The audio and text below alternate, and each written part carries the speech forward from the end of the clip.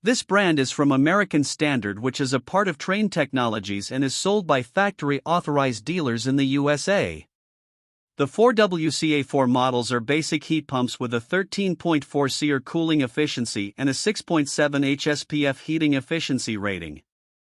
The units use R-410A refrigerant, which is not as environmentally friendly as R-32, and their warranty is not very good when compared to other brands. They use a wire guard for condenser coil protection instead of louvered panels, which is cheaper but does not do a very good job of protecting the coil fins from damage. The units are only for horizontal air discharge and offer optional electric heat kits in sizes from 5 to 20 kilowatts to provide emergency heating. The 2 and 2.5 ton models use old rotary compressor technology, while the 3 to 5 ton models use modern scroll compressors, which are more durable. The units are very loud in operation with a 77 decibel rating, which is close to the sound level from an alarm clock.